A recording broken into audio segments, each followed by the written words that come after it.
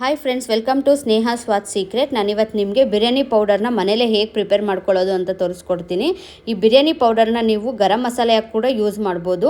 ಇವತ್ತು ಈ ಬಿರಿಯಾನಿ ಪೌಡರ್, ಗರಂ ಮಸಾಲೆ ಎರಡೂ ಹೇಗೆ ಮನೇಲೇ ಪ್ರಿಪೇರ್ ಮಾಡೋದು ಅಂತ ತೋರಿಸೋಕೆ ಮುಂಚೆ ಇನ್ನೂ ಯಾರು ನನ್ನ ಚಾನಲ್ಗೆ ಸಬ್ಸ್ಕ್ರೈಬ್ ಆಗಿಲ್ಲ, ಬೇಗ ಸಬ್ಸ್ಕ್ರೈಬ್ ಆಗಿ ಫ್ರೆಂಡ್ಸ್. ಇವಾಗ ಹೇಗೆ ಮಾಡೋದು ಅಂತ ಸ್ಟಾರ್ಟ್ ಮಾಡೋಣ. ನಿಮಗೆ ಕಾಣಿಸ್ತಾ ಇದೆಯಾ ಎಷ್ಟು ಕ್ಲೀನಾಗಿ ನಾನು ಜೋಡಿಸ್ಕೊಂಡಿದ್ದೀನಲ್ವಾ? ಕರೆಕ್ಟ್ ಮೆಜರ್ಮೆಂಟಲ್ಲಿ ನಾನು ತೋರಿಸ್ತಾ ಇದ್ದೀನಿ. ನಾನು ತೋರಿಸೋ ಮೆಜರ್ಮೆಂಟಲ್ಲೇ ನೀವು ಮಾಡ್ಕೋತು ಅಂದರೆ ಪರ್ಫೆಕ್ಟಾಗಿ ನಿಮಗೆ ಬಿರಿಯಾನಿ ಪೌಡರ್ ಅಂತನಾದ್ರು ನೀವು ಅಂದ್ಕೊಳ್ಳಿ. ಇದನ್ನು ಗರಂ ಮಸಾಲೆ ಆಗು ಯೂಸ್ ಮಾಡ್ಬೋದು.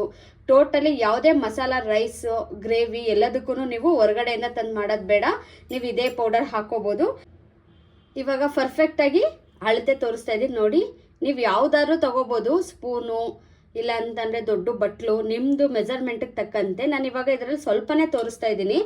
ಒಂದು ಸಿಂಗಲ್ ಫ್ಯಾಮಿಲಿಗೆ ಇದು ತುಂಬ ದಿನ ಬರುತ್ತೆ. ನೀವು ಜಾಯಿಂಟ್ ಫ್ಯಾಮಿಲಿ ಇದ್ದೀವಿ, ತುಂಬ ಜನ ಇದ್ದೀವಿ, ಜಾಸ್ತಿ ಬೇಕು ಅಂತ ಅಂದರೆ ಈ ಒಂದು ಸ್ಪೂನ್ ಬದಲು ನೀವು ಒಂದು ಬೌಲಲ್ಲಾದರೂ ನೀವು ಅಳತೆ ಮಾಡ್ಕೋಬೋದು. ನಾನೀಗ 1 ಸ್ಪೂನ್ ಲೆಕ್ಕದಲ್ಲಿ ತೋರಿಸ್ತಾ ಇದ್ದೀನಿ.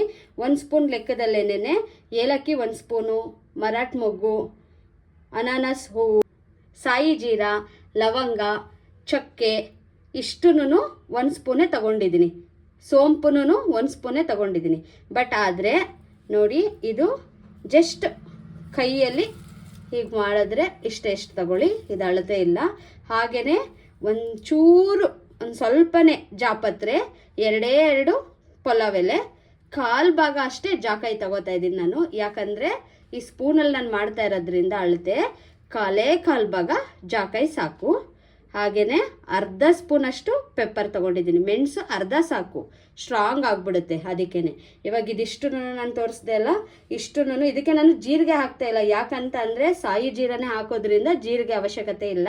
ಇಷ್ಟು ಸೇರಿಸಿ ನಾನು ಒಂದು ಜಾರ್ಗೆ ಹಾಕಿ ಫೈನ್ ಪೌಡ್ರ್ ಮಾಡ್ಕೊಂಡು ತೊಗೊಂಡು ಬರ್ತೀನಿ. ಇವಾಗ ಜಾರ್ಗೆ ಹಾಕ್ಕೊಂಡಿದ್ದೀನಿ, ಕ್ಲೀನಾಗಿದ್ದೀನಿ. ಫೈನ್ ಪೌಡರ್ ಮಾಡ್ಕೊಂಡು ಬರೋಣ. ಇವಾಗ ನೋಡಿ, ಇವಾಗ ನಾನು ನೈಸ್ಗೆ ಪೌಡ್ರ್ ಮಾಡ್ಕೊಂಡು ಬಂದಿದ್ದೀನಿ. ನಿಮಗೆ ಕಾಣಿಸ್ತಾ ಇರ್ಬೋದು, ಸ್ವಲ್ಪ ಇಲ್ಲಿ ತರಿ ಕಾಣಿಸ್ತಾ ಇದೆಯಲ್ಲ, ಅದೆಲ್ಲ ಏನು ತಲೆ ಕೆಡಿಸ್ಕೊಬೇಡಿ, ಅದೆಲ್ಲ ಏಲಕ್ಕಿದು. ಇದಕ್ಕೆ ನಾನು ಯಾವುದೇ ರೀತಿ ಒಣಮೆಣ್ಸಿಕಾಯಿ ಆಗಲಿ, ಬ್ಯಾಡಗೆ ಮೆಣಸಿಕಾಯಿ ಆಗಲಿ, ಧನಿಯಾ ಆಗಲಿ ಏನು ಯೂಸ್ ಮಾಡ್ತಾ ಇಲ್ಲ. ನೀವು ಬೇಕಾದರೆ ನೀವು ಅಡುಗೆಗೆ ಹಾಕುವಾಗ ಚಿಲ್ಲಿ ಪೌಡರು ಮತ್ತು ಧನಿಯಾ ಪೌಡರು ಎಕ್ಸ್ಟ್ರಾ ನೀವು ನಿಮ್ಮದು ಟೇಸ್ಟಿಗೆ ತಕ್ಕಂತೆ ನೀವು ಆ್ಯಡ್ ಮಾಡ್ಕೋಬೋದು. ಹಾಗಾಗಿ ನಾನು ಇದಕ್ಕೆ ಹಾಕಿಲ್ಲ, ಕಲರೂ ಬಂದಿಲ್ಲ. ಜಸ್ಟ್ ಇದು ಬಿರಿಯಾನಿ ಪೌಡರ್ ಅಷ್ಟೇ. ಗರಂ ಮಸಾಲ ಎಲ್ಲ ಅಂತಿರಲ್ಲ ನೀವು, ಆ ಗರಂ ಮಸಾಲ ಬಿರಿಯಾನಿ ಪೌಡರ್ ಅಷ್ಟೇನೆ. ನೋಡಿ ಎಷ್ಟು ಸೂಪರಾಗಿ ಬಂದಿದೆ ಅಲ್ವಾ? ಇಷ್ಟೇ ಮಾಡೋದು, ಹೊರಗಡೆ ಅಂತೂ ತೊಗೋಬೇಡಿ. ಮನೇಲೇ ನೀವು ಮಾಡಿ ಇಟ್ಕೋತು ಅಂತ ಅಂದರೆ ಫ್ರೆಶ್ ಆಗೂ ಇರುತ್ತೆ. ಇದು ಫ್ಲೇವರು ಅಷ್ಟೇ ನಿಮಗೆ ಚೆನ್ನಾಗಿರುತ್ತೆ. ನೋಡಿ, ನಾನು ಇದನ್ನು ಈ ಗಾಜ್ ಬಾಟ್ಲಲ್ಲಿ ಹಾಕಿಟ್ಕೋತಾ ಇದ್ದೀನಿ.